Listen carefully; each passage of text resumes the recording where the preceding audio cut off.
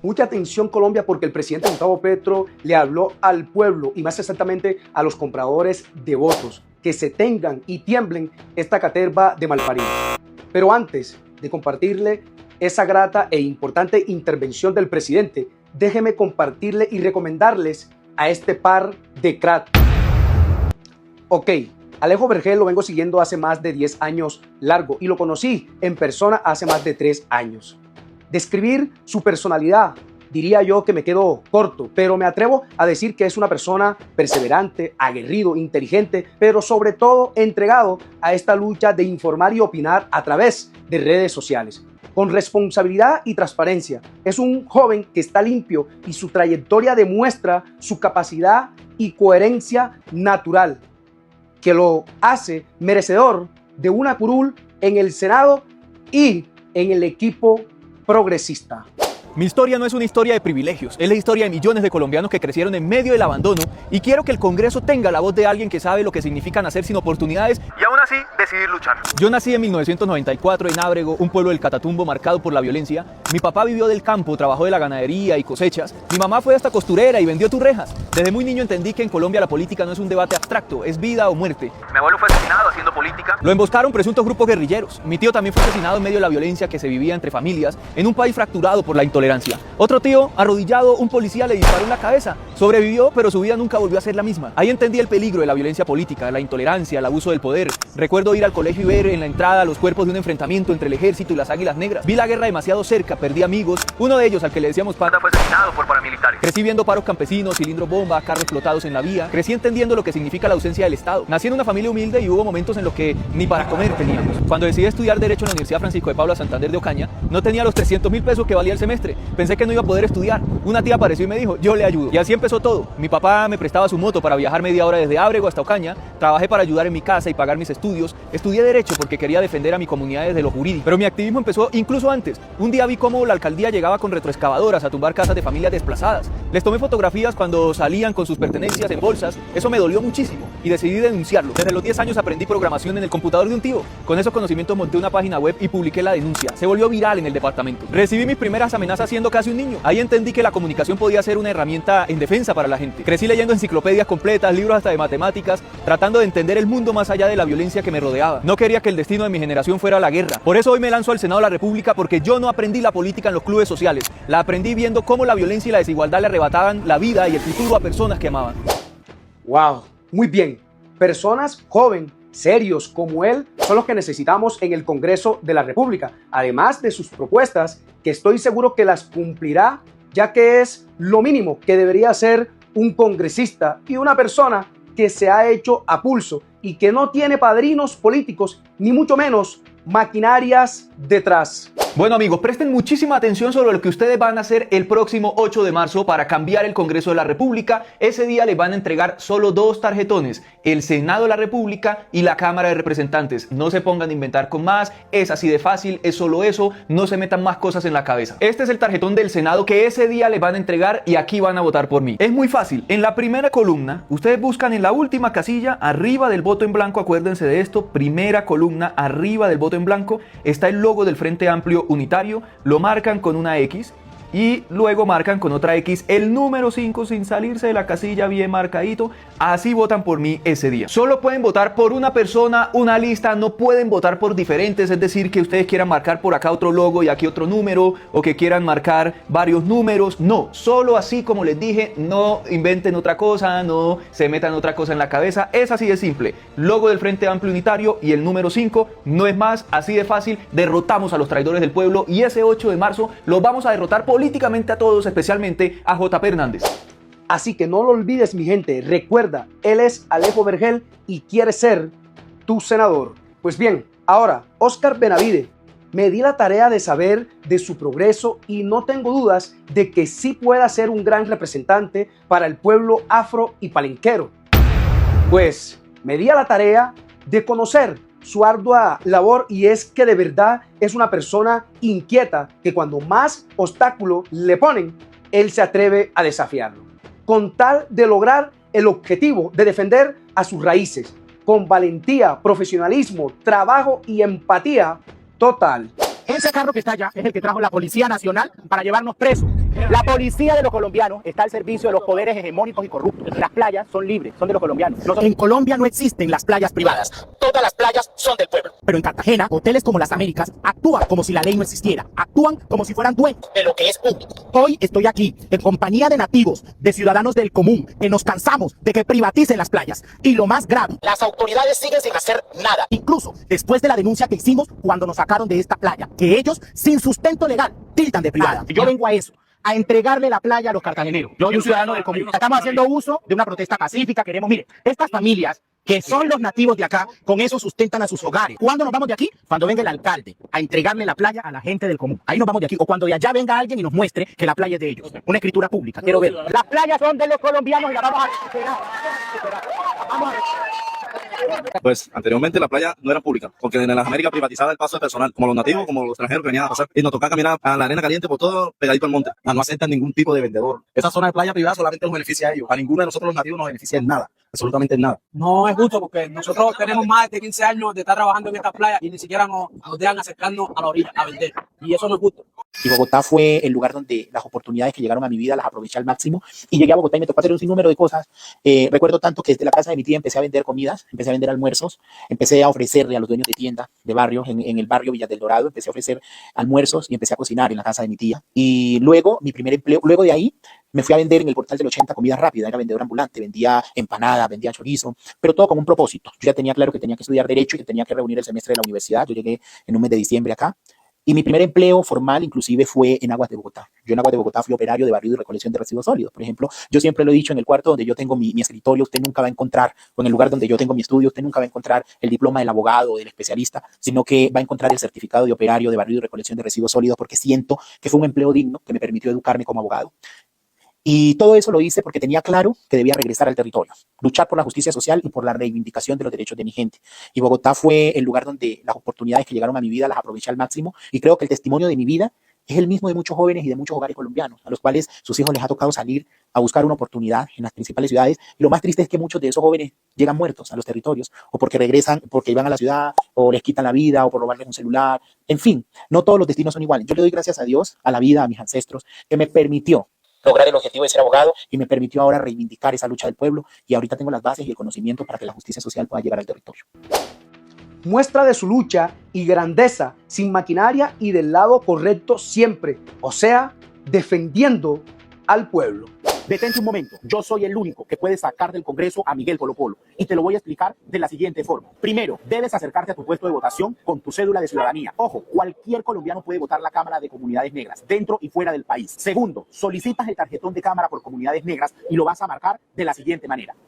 Marcas con una X la palabra libres para sacar al negro de la cabeza colonizada. Ojo, no te olvides, solo puedes votar por una cámara. Si votas por la Cámara de Comunidades Negras, no puedes votar por la Cámara de tu departamento. La nuestra tiene una tarea nacional: sacar del Congreso a Miguel Polo Polo. Saquemos a Polo Polo del Congreso y seamos libres. Muy bien, ahora escuchemos al mejor presidente en la historia de Colombia, que está exquisita y fenomenal. Hemos logrado construir 347.415 nuevos cupos en lo que va el gobierno hasta final del 2025. La cobertura en la educación superior pasa de 54 a 60% de los jóvenes que están en edad de estudiar. Más adelante, en otra oportunidad, hablaremos de este tema. Espere, el presi se refiere a esta manifestación que no es más que un clamor del pueblo, de los jóvenes, valorando y aprovechando dignidad. Toda esta fila, toda esta gente se quedó afuera porque ya se llenó el recinto que venía a ver al presidente Gustavo Petro, sancionando la ley que le otorga a las universidades públicas más presupuesto. Definitivamente el gobierno del Pacto Histórico sí le cumple a la juventud. Y es que la juventud sabe de qué lado están y qué gobierno sí los ha representado como debe ser.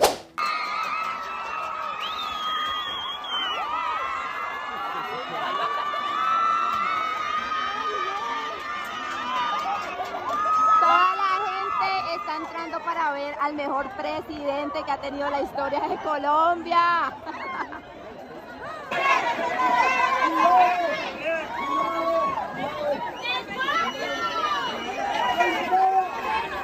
Esta es la emoción que provoca el presidente Gustavo Petro. Pero bueno, sigamos escuchando al presidente sin interrupción, pero quería mostrarle para que tuvieran un contexto que me parece importante y poca relevancia se les da. Hoy ya estamos a pocos días de las elecciones parlamentarias del Congreso de la República el domingo que viene. En general, la campaña se ha desarrollado pacíficamente. En general han sido pocos los hechos de alteración. Los riesgos obviamente han sido importantes en varias regiones del país, pero a punto ya de finalizar este primer tramo de las elecciones, podemos decir que han sido pacíficas en Colombia. Nos queda el día domingo. De aquí hacia el día domingo se intensifican las reuniones en puerta cerrada y la decisión de los colombianos y las colombianas que debe ser libre. Si queremos una democracia y un buen país, un país donde vale y valga la pena vivir, necesitamos la libertad en el voto de la ciudadanía. Ese es un objetivo fundamental. Ustedes han leído y me han visto discutir el tema de la transparencia y el acceso a los datos por parte de la ciudadanía en los métodos, cómo se escruta, cómo se cuentan los votos en Colombia. Tengo mis dudas que he planteado, que surgen de una sentencia del Consejo de Estado de sala plena después de una investigación de 4 años de una magistrada que logró convencer a la mayoría de sus miembros del Consejo de Estado. Esa sentencia salió en 2018, versó sobre un partido ajeno en que yo he militado, el partido Mira, pero descubrió en 4 años la vulnerabilidad del software. Desde el 2007 se usa el mismo, con pocas variaciones y bajo la misma empresa privada. La orden del Consejo de Estado fue que existiera un software del Estado y desde el Estado. Eso no se ha cumplido. En mi opinión, hay un desacato a la justicia y por eso es que no se ha entregado el código fuente del software a los partidos, a las veedurías, a la ciudadanía que quiera estudiarlo a profundidad, para lo cual se necesitan varias líneas, varios días. Son 10.000 líneas de códigos, de algoritmos que un estudioso, una persona técnica debe reparar una por una para dictar en su auditoría técnica un fallo sobre si es transparente o no. Eso no ha existido en Colombia nunca. Tampoco existió esta vez. Es una orden. La etapa de preconteo que verán ustedes el domingo, en primer lugar, no es legal en Colombia. Hay en toda la historia desde que se hace una diferencia de 1 millón de votos con el escrutinio, que sí es legal en Colombia. El preconteo es una actividad que hace la empresa privada y se presenta en televisión como datos oficiales. Pues en realidad es la parte más cara de los contratos que se hacen con estas empresas para hacer las elecciones. No es necesario tenerlas, es un derroche de dinero, en mi opinión. Se ha pasado de 153.000 pesos, de 153.000 millones de pesos, que valían hacia el año 2013, a una cifra que hoy equivale a 1,5 billones de pesos. Con lo cual hay serias dudas de la transparencia de las licitaciones. De 26 licitaciones que se hacen desde el año 2007 a la fecha, 25 han sido ganadas por la misma empresa. ¿Cómo se mitiga ese riesgo? Que es lo que más me interesa comunicarles, además de las investigaciones que ya deberían hacer los órganos competentes. Se mitiga con testigos electorales, con una ciudadanía capaz de cuidar el voto.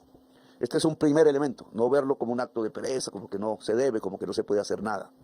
Para mitigar el efecto de unos algoritmos opacos en el conteo de los votos y un preconteo que es privado completamente en lugar de la orden del Consejo de Estado de un software estatal, público y verificable y auditable, pues lo que hay que hacer es impugnar mesas donde haya irregularidades. Ese es el papel del testigo.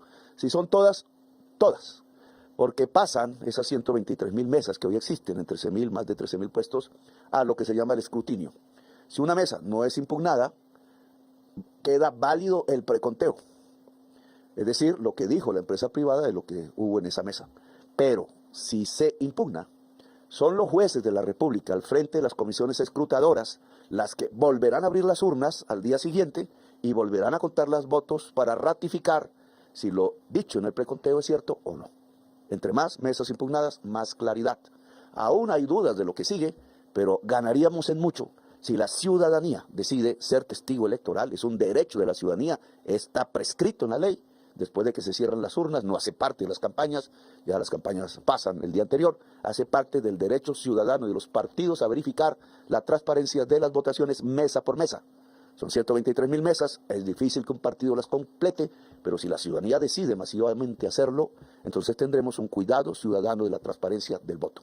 Serán los jueces de la República de Colombia los que al frente de las comisiones escrutadoras y ante el levantamiento en las urnas de los votos de nuevo para volverlos a contar, quien dirá la última palabra, y en esa medida el resultado final será, ojalá, muy transparente y legítimo, y esa es la base de la democracia, la transparencia, la legitimidad, que no es más que la decisión popular se exprese, que no es más que una decisión ciudadana libre.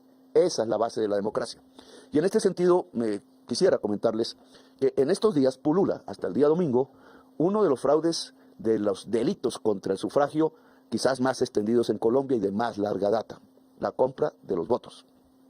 Ciudadano generalmente pobre, con necesidades, que ya tiene incluso la costumbre, cree que es normal, cree que así se hace la política, que recibe un dinero por Nequi ahora, o otro tipo de estas empresas financieras que por línea entregan dinero y se encuentran las billeteras de los celulares, o por medios físicos, como se hacía antes. Yo he dado orden a la Policía Nacional de capturar cuanta persona se dedique a la compra de votos, ojalá en fragancia. Me parece que este es el mecanismo utilizado en las últimas décadas en Colombia que permite que el Estado le sirva a los criminales, que la ley termina siendo hecha para el beneficio del delincuente poderoso, que la política se subordine al delito y que finalmente gente del delito lleguen a hacer leyes y a hacer poder político en Colombia. Una delincuencia empoderada solo lleva al genocidio, y ya lo hemos vivido en varias épocas de la historia pasada y reciente del país. Por tanto, la orden a la Policía Nacional, a sus comandantes en cada región, como jefe nacional de la policía, como comandante supremo según la Constitución del 91 de la Fuerza Pública, es capturar a todo comprador de votos en cualquier región de Colombia, de cualquiera de los partidos o campañas políticas que haya. Calificaré el buen comportamiento de los comandantes de policías regionales a través de este indicador. Usaré 2 para las próximas elecciones de ascenso o de méritos en el rango que se tenga en esas regiones. ¿Cuánto ha bajado la tasa de homicidios? 1. ¿Y cuántas capturas se hicieron sobre compradores de votos y por tanto delincuentes contra el sufragio en las elecciones que se avecinan, la del domingo y las siguientes? Ya han aparecido hechos, 14 hechos en todo el país, 14 mega hechos y una serie de capturas en el departamento de Antioquia, de Urabá, de Chocuano, de Sucre, Magdalena, el norte de Santander, del Meta, del Cauca y ahora en La Guajira. Espero que esto se multiplique por 100 de aquí al domingo. Espero que la ciudadanía, porque no es tanto un deber de la policía, sino además un deber de la ciudadanía, no venda el voto. Vender el voto significa elegir al verdugo, al que te va a castigar, al que te va a llevar el crimen y la masacre a tu región, el que te va a robar hasta la casa y la sala y otras cosas más. No votes por tu verdugo, piensa en quién más es posiblemente un buen parlamentario, independientemente de sus partidos. Escoge con libertad. Si escoges con libertad a quién te va a representar, de acuerdo a tus intereses, si eres un campesino o campesina, de acuerdo a esos intereses, si eres una obrera, un obrero, un estudiante, alguien que quiere intereses específicos como la educación, como la tierra fértil, como el tener derecho a oportunidades en Colombia, escoge a quienes creas que puedan ser voceros legítimos de ese interés y de ese deseo en el Congreso de Colombia. Pero si votas por un desconocido que no conoces solo porque alguien te entregó una cosa o un dinero a cambio de ese voto, ten la seguridad que estás votando por un criminal y que ese criminal desde el poder va a ir por ti mismo, por tu familia, por tus pocas cosas, por tu ilusión y tus sueños. Así que la indicación que da el presidente de la República de Colombia a todas las personas en todo el país es no vender el voto.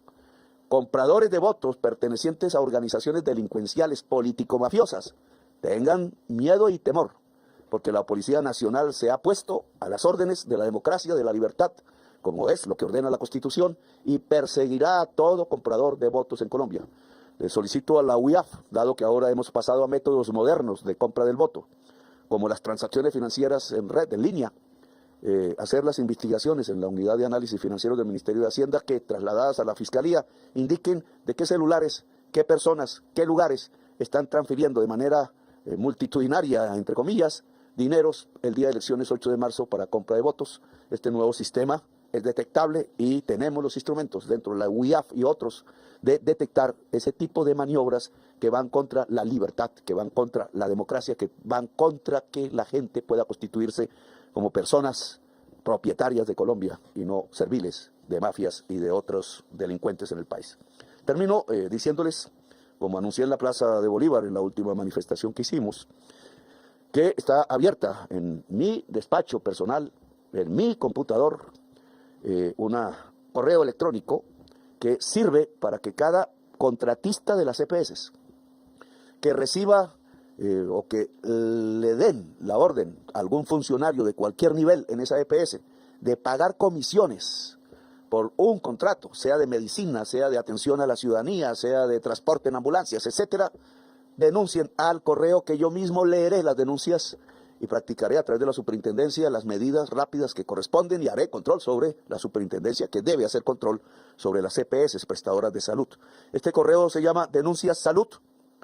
Ojo, Denuncias Salud, ahí está en la pantalla, @presidencia.gov, con P pequeña, .co. Cualquier dato que cualquier contratista de una EPS, intervenida o no intervenida, tenga que ver con comisiones que se le piden, sobornos, dinero que pertenece al pueblo de Colombia y que se exige a cambio de que el contrato se viabilice, por favor, denunciarlo en la Presidencia de Colombia para reducir al máximo las mafias dentro del sistema de salud que heredamos de las EPS y que indudablemente hace agua. Y hay que reformarlo en el Congreso, pero en otra oportunidad ya hablaremos de este asunto más intensamente. Ahora quiero sus denuncias, las personas que sepan con nombres propios, no necesitan darme el suyo, nombres propios de integrantes de empresas prestadoras de servicio, EPS, que cobren dineros por entregar contratos. Les agradezco su atención. El domingo, calma. Claro, incentivar, motivar al pueblo y a nuestra fuerza pública dará sin duda alguna muchos resultados como estos. Una nueva captura a un hombre en Montelíbano que tenía en su poder más de 400 millones de pesos. Es Misael Villarreal, que fue concejal del grupo político de la senadora Ana Paola García, que está haciendo hoy campaña para reelegirse con el U11 en el tarjetón. Ese también cercano al grupo del partido de la U de José Elías Chagui, y Montelíbano empieza a convertirse en un lugar muy importante de guerra política y de guerra de campaña electoral para las elecciones del domingo, porque ayer justamente les estábamos contando cómo había unos audios de una mujer que estaba organizando un grupo de otras personas para darles bonificaciones por los votos a favor de Camilo Torres, L12, del Partido Liberal, que está haciendo una alianza política, sobrino de Euclides Torres, con la familia Calle y específicamente con Gabriel Calle. En este caso, en esta captura de hoy, estamos hablando de un concejal que es cercano al partido de la U, que hizo parte del grupo político de Ana Paola García y que también es cercano a Julio Elías Chagui, del partido de la U, que también está haciendo campaña al Congreso para reelegirse. Y bueno, hay algunos datos más. Cercano a Félix Gutiérrez, exalcalde 3 veces de Buenavista, Córdoba, esposo de Ana Paola García. O sea, la congresista. La congresista, que está haciendo campaña para reelegirse y que en su momento también fue vinculado a Mancuso por parapolítica. 400 millones de pesos en efectivo, y a eso, Kelly, Alejandro, súmenle pues toda esta historia de los 140 millones de pesos que fueron encontrados en camino a Uribia, en La Guajira, a la escolta del secretario de la Cámara de Representantes, Jaime Luis Lacutir. Justamente, Santiago, varias investigaciones periodísticas apuntan al señor Félix Gutiérrez en esa alianza con el Clan del Golfo, y en elecciones pasadas habría manejado grandes cantidades de dinero para aceitar la maquinaria en el departamento de Córdoba. Y también el señor Gutiérrez, al igual que la doctora Soto, la representante de la Cámara, han sido señalados públicamente por el presidente de la agencia o el director de la Agencia Nacional de Tierras y el presidente Gustavo Petro de acaparamiento ilegal de predios en el departamento de Córdoba. Pero el gran ministro Pedro Sánchez informa que los resultados y consecuencia de esa política y estrategia son muy buenos y algo nunca antes visto. Y allí tiene que ver con la compra y venta de votos. Desde el Ministerio de Defensa Nacional expedimos la directiva transitoria número 4 de este año con el fin de incentivar la afectación a los delitos electorales y la reducción del homicidio. Ya llevamos casi 1.500 millones de pesos en 10 eventos que hemos realizado contra el dinero que llevan algunas personas presuntamente para cometer delitos electorales. Ayer fueron 145 millones de pesos en La Guajira. Los 7 sobres en los que llevaban ese dinero estaban marcados con la misma letra, con el destinatario, con un número de celular, no sabemos de quién sea. No sabemos también si la información del destinatario sea exactamente esa o sea el alias, y se puso a disposición de las autoridades. Ya que las autoridades judiciales tomen otra decisión, ya se tendrá que revisar de otra manera. Y hoy, en esta madrugada, 434 millones de pesos en efectivo entre Planeta Rica y Montería, en Córdoba. Esto ya se puso a disposición de las autoridades y seguiremos avanzando.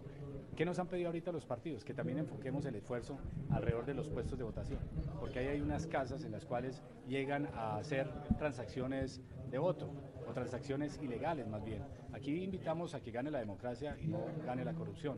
Por ello ofrecemos una recompensa de hasta 50 millones de pesos por información que nos permita neutralizar, capturar anticipadamente aquellas amenazas contra la democracia. Muy bien, y es que esto no es para extrañarse, solo que llegó Petro y la comunicación alternativa para dejarlos al descubierto. Aló, buenos días, muchachas. Para todas las que tienen inquietud, yo les voy a decir algo. Ustedes saben que ustedes acá van a recibir un beneficio de mejoramiento de vivienda, algunas las que tenían propiedades, porque no puedo decir todas, pero sí metieron de pronto a una mamá, metieron a alguien, porque yo acá entregué como 90 copias y el grupo somos 78. Entonces, o sea, yo no creo que estas personas que se les está colaborando con esto me digan a mí qué le van a dar a los votantes o qué le van a dar a mis votantes. O sea, a mí no me va a quedar duro, no me va a quedar pesado yo buscar 2, 3 personas de mi misma familia que me regalen a mí ese voto sabiendo de que en mi casa se va a hacer esto. Ay, no, pero es que ellos no les han dado nada. O sea, si por lo menos yo vivo en la casa de mi mamá y a ella le van a hacer el mejoramiento, está la cédula de mi mamá, está la cédula de mi papá, está la cédula de mis hermanos, que quizás vivan ahí también. Y si no viven ahí, pues también yo no creo que mis hermanos no le vayan a dar un voto a L12 y a la Cámara sabiendo de que se les está contribuyendo con un mejoramiento de vivienda a los papás. O sea, creería yo y no lo vería yo, Dios mío, ¿será que no va a ser posible? O sea, a ustedes se les va a entregar una bonificación, no han dicho cuándo la van a entregar, quedaron que ahora el fin de semana, ya Carmen está para el Palmar, ya eso se me sale a mí de las manos, en el transcurso de la semana llamarán. 2, los kits eran para hoy, quedaron para el lunes. Un bolso. Muchachas, miren, la verdad tengo un sinsabor y estoy muy triste porque revisando los votos, la mayoría de las personas no votan aquí en Montelíbano. Entonces, o sea, un grupo de 100 personas y 50 no me votan aquí. ¿Con qué voy a salir yo allá en casa calle? O sea, es triste de verdad, porque nosotros necesitamos mostrar todos los votos aquí. Y yo les voy a decir algo, ustedes me pueden decir, no, yo voy a ir a votar allá donde yo tengo la cédula inscrita. Eso es falso, muchachas. Eso es falso. Nadie va a dirigirse a ir, eso es falso. Yo les agradezco que las muchachas que no votan aquí en Montelíbano y trabajaron conmigo en la campaña se consigan personas que sí voten acá y me pasen esos datos para que el día que vayan a reclamar la bonificación. Muchísimas gracias. Vayan a reclamar la bonificación porque esas cédulas las van a verificar allá si la persona vota aquí. Si la persona no vota aquí, ténganlo por seguro que a mí no me van a dar plata para darles a ustedes. ¿Por qué? Porque ellos necesitan es mostrar los votos aquí en Montelíbano. Eso es lo que yo quiero que ustedes entiendan. A nosotros no nos sirven los votos de Bijao, no nos sirven. Esos votos le sirven al candidato, pero a nosotros no. Nosotros tenemos que mostrar los votos de aquí de Montelíbano y son 10.000 votos. Niñas, revisando la base de datos, los números de cédula, hay muchas personas que no votan aquí en Montelíbano. Entonces yo no puedo meter en la base de datos de nosotros que vamos a entregar en casa calle, no puedo meter a nadie que vote en otro municipio, porque no le van a pagar. Porque ellos tienen que mostrar 10.000 votos de Montelíbano, a ellos no les importa Puerto Libertador, no les importan otros municipios, porque el candidato tiene sus acuerdos allá en esos municipios con los líderes o los políticos de los municipios. Nosotros necesitamos mostrar la votación de nosotros de aquí. Entonces yo necesito que las personas que tengan las cédulas inscritas en otros lugares consigan nombre y las cédulas de aquí, de Montelíbano, para yo hacerles el favor y cambiar el nombre de ustedes por el nombre de esa persona. El día que vayan a entregar la bonificación, ustedes vayan con ellos. Y el compromiso es que ahorita el otro mes, apenas pasen estas elecciones, que abran otra vez las inscripciones para las cédulas, ustedes inscriban su cédula aquí en el municipio de Montelíbano. O sea, ustedes no, si ustedes viven aquí en Montelíbano, ¿para qué tienen la cédula inscrita en otro municipio? Por temas de política, esto es cada 4 años, o sea, eso no, muchacha. Pierden beneficios, pierden cosas por tener las cédulas inscritas en otros municipios que ni al caso. Qué asco de verdad. Se les nota el desespero. Cinismo puro y duro. Pero lo más controversial de todo es que se escudan en el nombre de Dios, a sabiendo que Dios no admite lo incorrecto. Pues bien, rápidamente les comparto esta humillación a Fajardo en las calles. Muestra que la gente ya no traga entero. ¿En tu país les reclaman a los políticos? Estás muy tibio, Fajardo. En mi país. Porque es que ha pasado en este país demasiadamente cosas buenas.